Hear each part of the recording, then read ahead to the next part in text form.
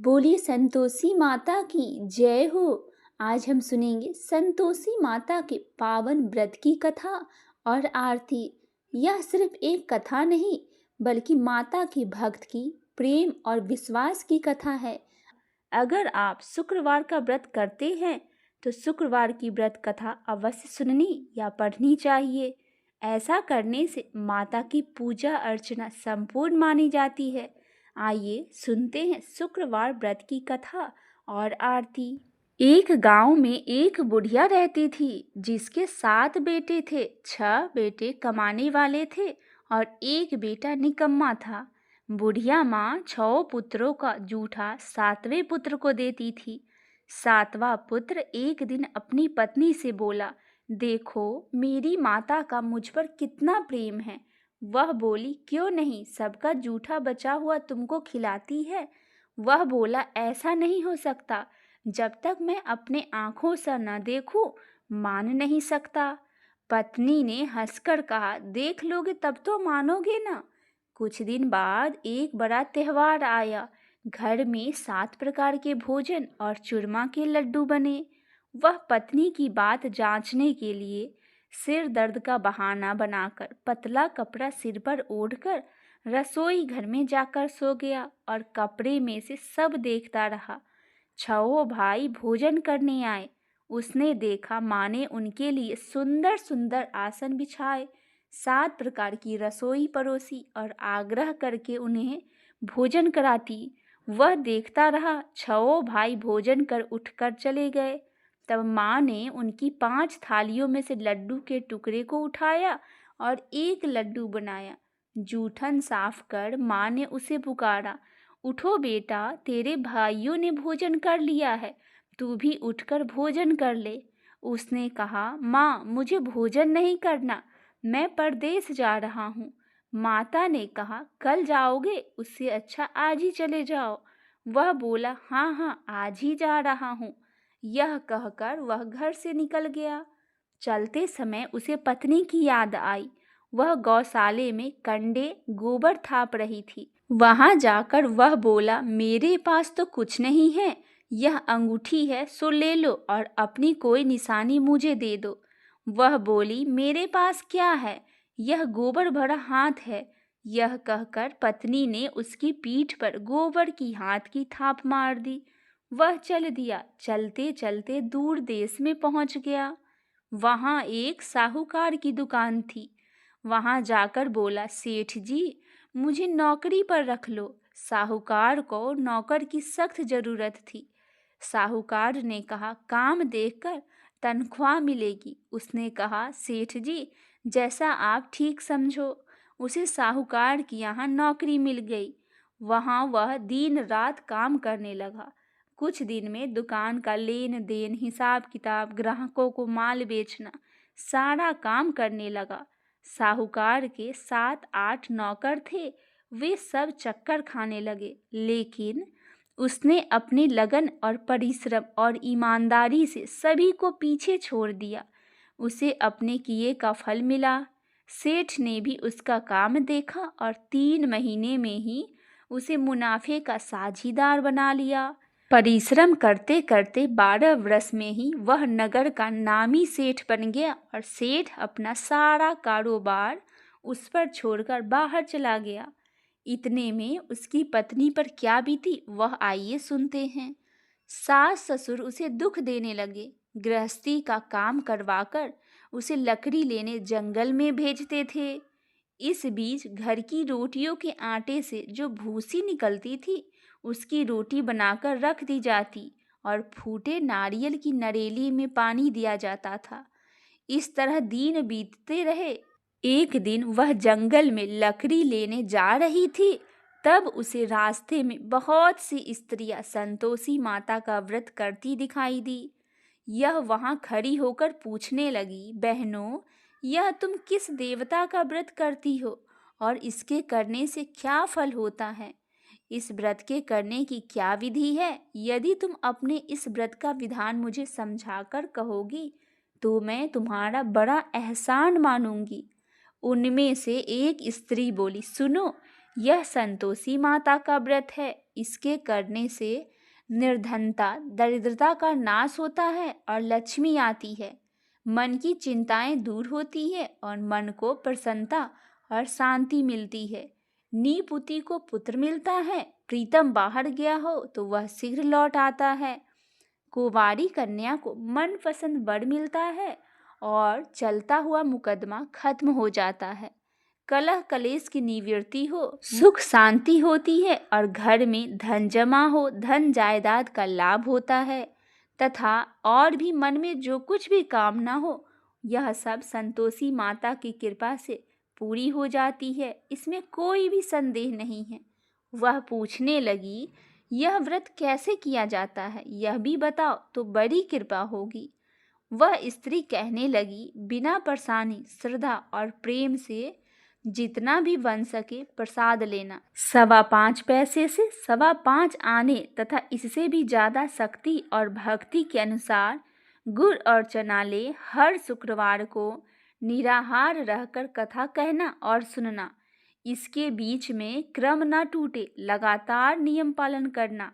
सुनने वाला कोई न मिले तो घी का दीपक जलाकर उसके आगे जल के पात्र को रखकर कथा कहना, परंतु नियम न टूटे जब तक कार्य सिद्ध न हो। नियम पालन करना और कार्य सिद्ध हो जाने पर व्रत का उद्यापन करना। 3 मास में माता पूरा फल प्रदान करती है। यदि किसी के ग्रह खोटे हैं तो भी माता 1 वर्ष में अवश्य ही उनको अनुकूल कर देती है। कार्य सिद्ध होने पर ही उद्यापन करना चाहिए, बीच में नहीं करना चाहिए। उद्यापन में 2.5 सेर का आटा, खाजा तथा इसी के अनुसार खीर तथा चने का साग बनाना। 8 बच्चों को भोजन कराना। जहाँ तक मिले देवर, जेठ, भाई, बंधु, कुटुंब के लड़के लेना। न मिले तो रिश्तेदार और पड़ोसियों को लड़के को बुलाना।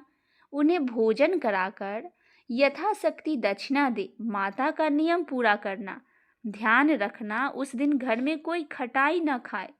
यह सुनकर वह वहां से चल दी और रास्ते में लकड़ी के बोझ को बेच दिया और उन पैसों से गुड़ और चना ले माता की व्रत की तैयारी कर आगे चली। रास्ते में संतोषी माता के मंदिर में जा माता के चरणों में लौटने लगी और विनती करने लगी, माँ, मैं दीन हूँ, निपट मूर्ख हूँ, व्रत के कुछ नियम नहीं जानती, बहुत दुखी हूँ। हे माता, मेरा दुख दूर कर, मैं तेरी शरण में आई हूँ। माता को दया आई। एक शुक्रवार बीता कि दूसरे शुक्रवार को ही उसके पति का पत्र आया और तीसरे शुक्रवार को उसका भेजा हुआ पैसा आ पहुंचा। यह देखकर जेठानी का मुंह सिकुड़ने लगा। इतने दिनों बाद इतना पैसा आया है, इसमें क्या बड़ाई है। लड़के ताने देने लगे। काकी के पास अब पत्र आने लगे, रुपया आने लगे। अब तो काकी की खातिर बढ़ेगी। अब तो काकी बुलाने से भी नहीं बोलेगी। बेचारी सरलता से कहती है, भैया, पत्र आए, रुपया आए तो हम सबके लिए अच्छा है। ऐसा कहकर आंखों में आंसू भरकर संतोषी माता के मंदिर में जा मातेश्वरी के चरणों में गिरकर रोने लगी। माँ, मैंने तुमसे पैसा नहीं मांगा, मुझे पैसे से क्या काम, मुझे तो अपने सुहाग से काम है। मैं तो अपने स्वामी के दर्शन और सेवा मांगती हूँ। तब माता ने प्रसन्न होकर कहा, जा बेटी, तेरा स्वामी जल्दी ही आएगा। यह सुन खुशी से बावली हो वह घर आकर काम करने लगी और संतोषी माँ विचार करने लगी, इस भोली पुत्री से मैंने कह तो दिया है कि तेरा पति शीघ्र आएगा, पर आएगा कहाँ से? वह तो इसे स्वप्न में भी याद नहीं करता। उसे इसकी याद दिलाने के लिए मुझे ही जाना पड़ेगा। संतोषी माता ने उस बुढ़िया के बेटे को स्वप्न में समझाया, पुत्र, तेरी घरवाली बहुत कष्ट उठा रही है। यह बोला, हाँ माता, यह तो मुझे मालूम है, परंतु क्या करूं? वहां कैसे जाऊं? परदेश की बात है, लेन देन का सारा हिसाब किताब है, कोई जाने का रास्ता नजर नहीं आता। आप ही कोई राह दिखाइए कि वहां कैसे जाऊं। माँ कहने लगी, सवेरे नहा धोकर संतोषी माता के नाम लेकर के घी का दीपक जलाना और दंडवत कर दुकान पर जाना और बैठना। देखते ही देखते तेरा लेन देन चुक जाएगा, जमा का माल भी बिक जाएगा और सांझ होते होते धन का ढेर लग जाएगा। वह अगले दिन सुबह सुबह जल्दी उठकर उसने अपने मित्र बंधुओं परिचितों से स्वप्न में माता द्वारा कही गई बात कह सुनाया। वह सब उसकी बात सुनकर उसकी खिल्ली उड़ाने लगे। वे कहने लगे कि कहीं कभी सपने की बात भी सच होती है। एक बूढ़ा व्यक्ति बहुत समझदार था। वह बोला, देखो भाई, मेरी बात मानो। इस तरह सांच या झूठ कहने के बदले देवता ने जैसा कहा है वैसा ही करने में तेरा क्या जाता है। बूढ़े की बात मानकर नहा धोकर उसने संतोषी माता को प्रणाम किया। फिर घी का दीपक जलाकर दुकान पर जाकर बैठा। शाम तक धन का ढेर लग गया। वह हैरान हुआ। मन में संतोषी माता का नाम लेकर प्रसन्न मन होकर घर जाने के वास्ते गहना कपड़ा सामान खरीदने लगा। सब काम से निपटकर अपने घर को रवाना हुआ। उधर उसकी पत्नी जंगल में लकड़ी लेने गई। लौटते वक्त थक जाने के कारण संतोषी माता के मंदिर पर विश्राम करने बैठ गई। यह तो उसका रोज रुकने का स्थान था। धूल उड़ती हुई देख उसने माता से पूछा, हे माता, यह धूल कैसी उड़ रही है? माँ ने कहा, हे पुत्री, तेरा पति आ रहा है। अब तू ऐसा कर, लकड़ियों के 3 बोझ बना। एक नदी के किनारे रख देना, दूसरा मेरे मंदिर पर और तीसरा अपने सिर पर रखकर तेरे पति को लकड़ी का गट्ठा देखकर मोह पैदा होगा। यह वहाँ रुकेगा, नाश्ता पानी बना खा पीकर माँ से मिलने जाएगा। तू लकड़ी का बोझ उठाकर जाना और बीच चौक में गट्ठा डालकर 3 आवाजें जोर से लगाना, लो सासू जी, लकड़ियों का गट्ठर लो, भूसी की रोटी दो, नारियल की खोपरे में पानी दो, आज कौन मेहमान आया है। संतोषी माता की बात सुनकर वह बहुत अच्छा कहकर प्रसन्न मन होकर लकड़ियों के 3 बोझे बना लेकर आई। एक नदी के तट पर रखी और दूसरा माता के मंदिर पर रख दिया। इतने में ही मुसाफिर वहां आ पहुंचा। सूखी लकड़ी देख उसकी इच्छा हुई कि अब यहीं विश्राम कर ले और भोजन बना खा पीकर फिर गांव चले। इस प्रकार भोजन बनाकर विश्राम कर वह अपने गांव में गया। उसी समय बहू सिर पर लकड़ी का गट्ठर लेकर आई। उसने गट्ठर को आंगन में डाल दिया और जोर से 3 आवाजें दी, लो सासू जी, लकड़ियों का गट्ठर लो, भूसी की रोटी दो, नारियल की खोपड़ी में पानी दो, आज कौन मेहमान आया है। यह सुनकर सास ने अपने दिए हुए कष्टों को भुलाने हेतु कहती है, बहू, तू ऐसा क्यों कहती है? तेरा मालिक ही तो आया है। बैठ, मीठा भात खाकर कपड़े गहने पहन। पत्नी की आवाज सुनकर उसका स्वामी बाहर आया और उसके हाथ में पहनी अंगूठी देख व्याकुल हो गया। उसने माँ से पूछा, माँ, यह कौन है? माँ बोली, बेटा, तेरी पत्नी है। आज 12 वर्ष हो गए जब से तू गया है। तब से सारे गांव में जानवर की तरह भटकती फिरती है। काम काज कुछ करती नहीं, 4 समय आकर खा जाती है। अब मुझे देखकर भूसी की रोटी और नारियल की खोपड़ी में पानी मांगती है। वह बोला, माँ, मैंने इसे भी देखा और तुम्हें भी। मुझे दूसरे घर की चाबी दो, मैं उसमें ही रहूँगा। ठीक है बेटा, जैसी तेरी मर्जी। माँ ने यह कहकर चाबी का गुच्छा बेटे के हाथ में रख दिया। उसने दूसरे घर को खोलकर सारा सामान सजाया। एक दिन में ही वहां राजा के महल जैसे ठाट बाट बन गया। अब क्या था, वह सुख भोगने लगी। अगला शुक्रवार उसने पति से कहा, मुझे संतोषी माता उद्यापन करना है। पति बोला, बहुत अच्छा, खुशी से कर लो। वह उद्यापन की तैयारी करने लगी। जेठ के लड़कों को भोजन के लिए कहने गई। उन्होंने मंजूर किया, परंतु पीछे से जेठानी ने अपने बच्चों को सिखाया, देखो रे, भोजन के समय सब लोग खटाई मांगना, जिससे उसका उद्यापन पूरा न हो। लड़के भोजन करने आए, खीर पेट भर कर खाई, परंतु बात याद आते ही कहने लगे, हमें कुछ खटाई खाने को दो, खीर खाना हमें नहीं भाता, देखकर अरुचि होती है। लड़के उठकर खड़े हुए, बोले, पैसे लाओ। भोली बहू कुछ जानती ना थी, उसने उन्हें पैसे दे दिया। लड़कों ने बाजार जाकर उन पैसों से इमली खरीदी और खाई।